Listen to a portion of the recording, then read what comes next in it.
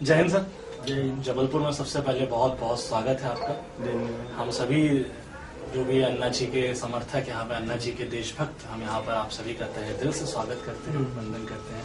जैसे कि हमने आपके साइकिल यहाँ पर देख पा रहे हैं, सत्यमेव जयते का संदेश लेकर आप पूरे देश की यात्रा पर निकले हैं। सबसे पहले जबलपुर वालों से एक परिचय हो जाए, क्या नाम है आपका?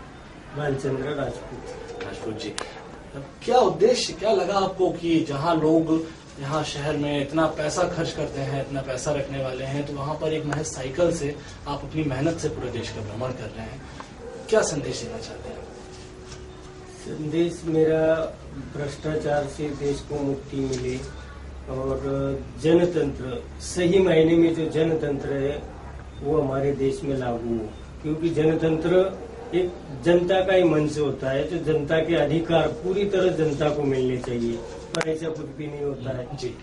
सरकार अपनी मर्जी से हर चीज करती है। जैसे कि वो दिल्ली में बैठकर हमारे जबलपुर का प्लानिंग कर रही है। जबलपुर में जगह जगह रास्ते टूटे हुए हैं, ये दिल्ली वालों को क्या मालूम। अगर वो अधिकार जबलपुर को मिले तो जबलपुर अपना विकास कर सकती है। जहाँ पर कोई ration card, session card, pan card कोई भी बनाना हो तो हर जगह पैसे के बिना काम नहीं बनता है। ठीक।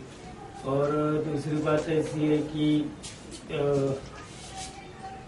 शिक्षा जी। शिक्षा को बाजार बना दिया है। बिल्कुल। आधे से ज्यादा स्कूल कॉलेज ये नेताओं के हैं, जिसमें ऐसी लंगड़ी लूली शिक्षा दी जाती है कि वो मिलने के बाद 4-4, 5-5 साल युवाओं को नौकरी नहीं मिलती है। देश का युवा इतना टैलेंट है, पर वो आज ये रोजगार और नौकरियां नहीं होने से बहुत उदास है, बहुत गुस्से में है। एक आम आदमी जिसको भ्रष्टाचार ने सबसे ज्यादा प्रताड़ित किया है, मध्यम वर्गीय व्यक्ति, वो ये सोचता है कि मैं गरीब आदमी हूँ, मेरे पास अपना घर है, परिवार है। सबसे पहले परिवार के बारे में हम जानेंगे। आपके परिवार में कैसा है, आपके कितने लोग हैं, कितने सदस्य हैं, किस तरह का? मुझे एक लड़का, एक लड़की और पत्नी जी। तीनों। तो उनका अध्ययन अध्यापन का कार्य चल रहा है या हो चुका है? यानी कि पारिवारिक जिम्मेदारियां भी आप साथ साथ निर्वहन कर रहे हैं। तो एक मानव मात्र में मध्यम वर्गीय की यदि हम बात करें तो ये भावना ये उनके मन में है कि हम इन जिम्मेदारियों में इतने फंसे हुए हैं कि हम देश के लिए कुछ नहीं कर सकते। कहाँ तक सही पाते हैं इसको? नहीं, ये गलत धारणा है।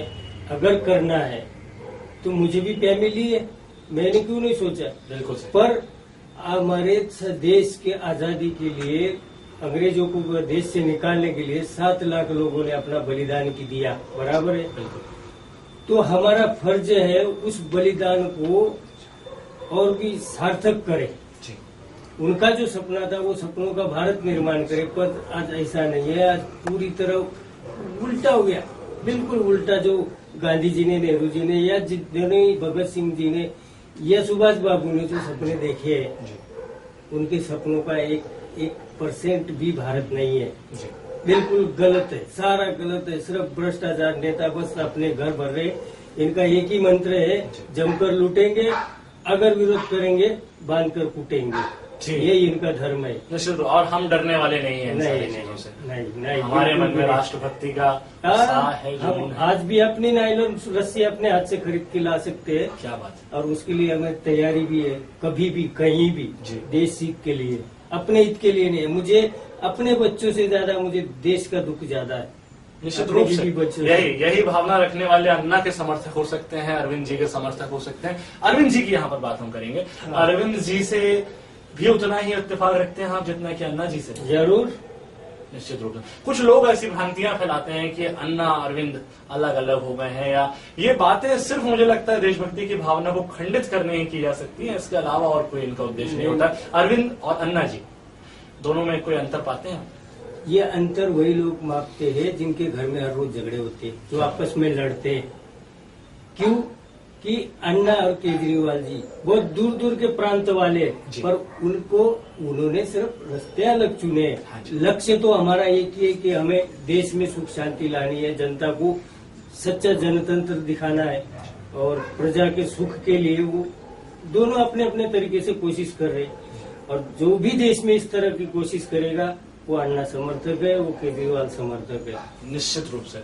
बिल्कुल, बहुत सारे लोग ऐसे हैं जो कि अन्ना जी के इस कार्यक्रमों में उपस्थित नहीं हो पाते हैं, कार्यक्रमों में आ नहीं पाते हैं, लेकिन मानसिक रूप से वो अन्ना को सपोर्ट करते हैं, अरविंद जी को सपोर्ट करते हैं। लेकिन अब आपको ऐसा लगता है कि ये जागृति जो आप फैला रहे हैं कि अब मानसिक सपोर्ट ही काफी नहीं है, अब कहीं ना कहीं उन्हें निकल के आने की आवश्यकता है। बिल्कुल बिल्कुल। तो ये एक संदेश हमारे जबलपुर वासियों के लिए कि आप जब साइकिल से प्रचार करने के लिए पूरे भारत में भ्रमण कर सकते हैं, तो क्या हम अपने घर से निकल के एक स्थल पे एकत्रित नहीं हो सकते हैं? एक संदेश जबलपुर के लिए। नहीं, हम मिले ना मिले, पर रिश्ते निभाना जिस तरह जरूरी है, बस हम सभी लोग इकट्ठा होके जय जयकार करें, ये जरूरी नहीं है। वो जहाँ भी हो, जैसी भी जगह पर हो, अपने मोहल्ले में प्रचार प्रसार करें और अपने दिल में बस एक ही बात, हमें देश में सच्ची जनतंत्र लाना है, सच्चा लोकशाही लाना है।